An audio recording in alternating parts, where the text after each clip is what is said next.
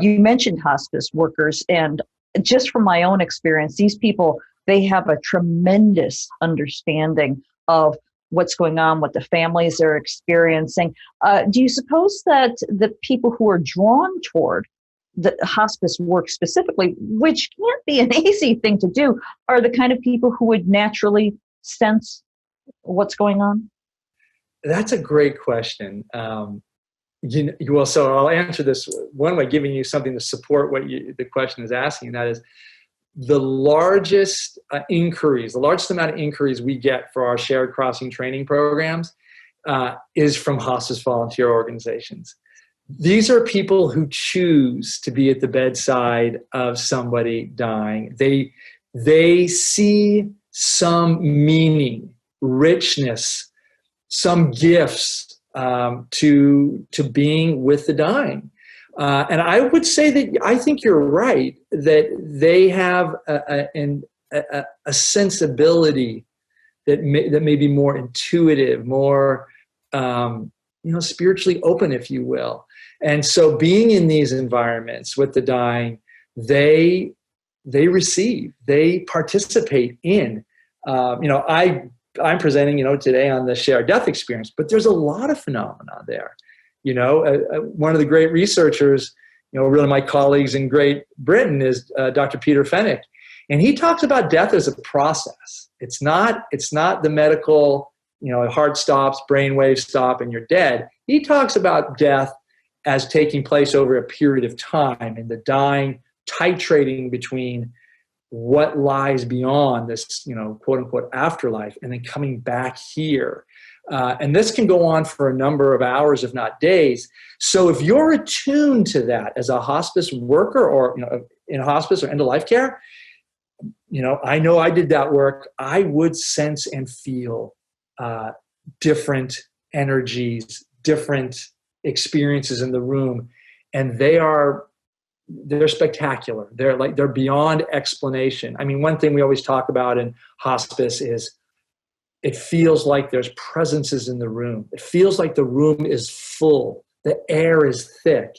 And then when the person dies, it's like that room empties out and it even gets a little cooler. And you're like, what was all that? And you use our simple kind of human minds here and you say, well, maybe there were beings coming down to greet and to help. And that's, but I didn't mention this feature earlier, but we have a feature in about 15% of our cases where the SD experiencer sees a welcoming party. Hears the voices of deceased relatives that he or she may not have seen for decades, but they're there to welcome the loved one home. So there's a lot going on in this space.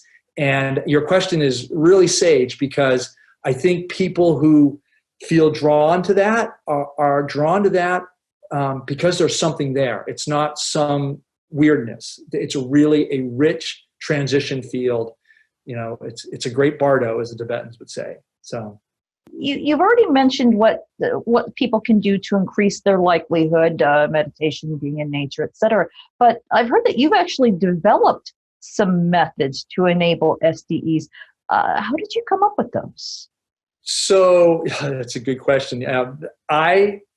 When I heard Raymond Moody speak, and this was 2011, and he talked about the SDE, like I said, my body just lit up and said, oh my gosh, I've never heard anybody talk about this. And he read case after case, and I said, oh yeah, I know exactly what he's talking about.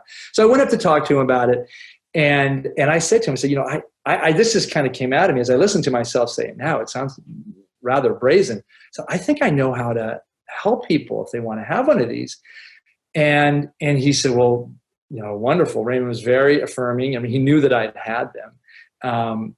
And the way I put it in my mind then was, there's a landscape between this life and what lies beyond.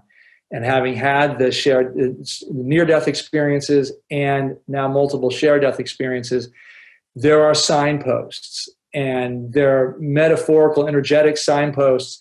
And so I feel like there's preparation for the journey of dying. And that begins with really knowledge about end-of-life experiences generally, and share death experience specifically, so that if you are at a bedside and all of a sudden you feel the change in the dimensions of the room, or you get a little dizzy, if you see the light change, if you feel thickness, okay, now you know you're beginning something. And if you have the ability to, stay focused and not get freaked out or just distract yourself, if you can realize this is the time and you can stay with it, then we have a series of protocols which are essentially, we guide people.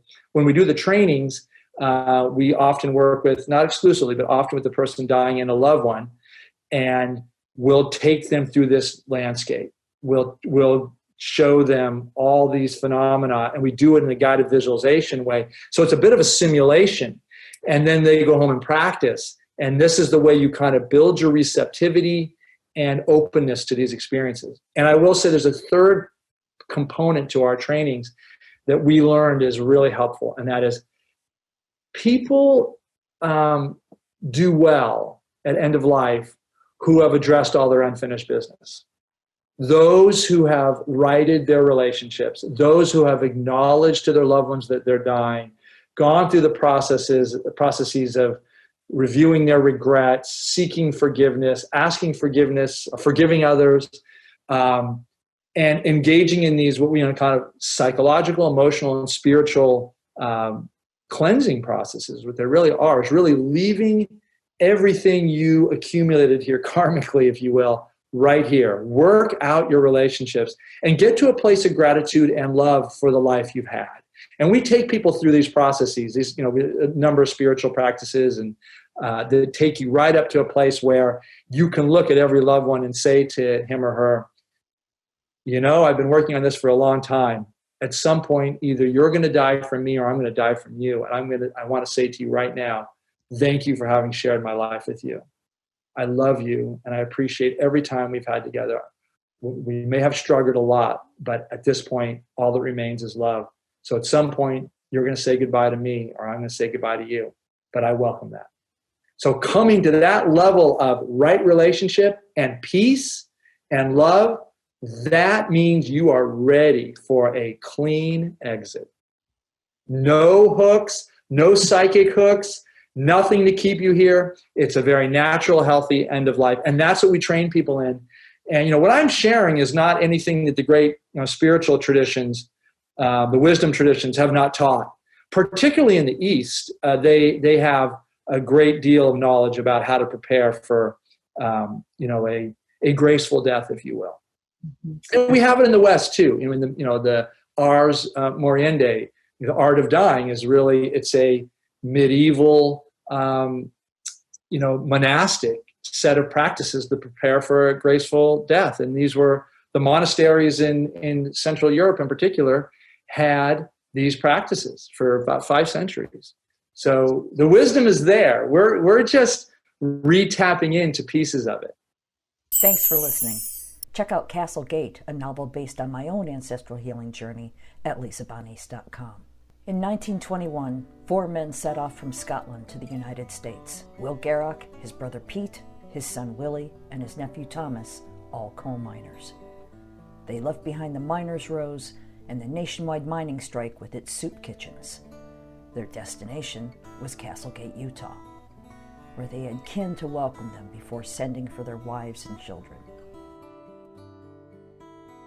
They prospered in America, working in one of the finest mines in Utah. Until that tragic day, March 8th, 1924. Disaster struck. 3 explosions, trapping 171 men inside. Rescue crews worked tirelessly for days, but sadly, they could not save a soul. Women were widowed and children were orphaned, and some never recovered from their broken hearts. Castlegate is the true and tragic saga of a Scottish family whose dreams of finding their fortunes in the bountiful coal mines of Castlegate, Utah during the Prohibition era explode in one of the most devastating mine disasters in American history. Learn more at lisabonis.com.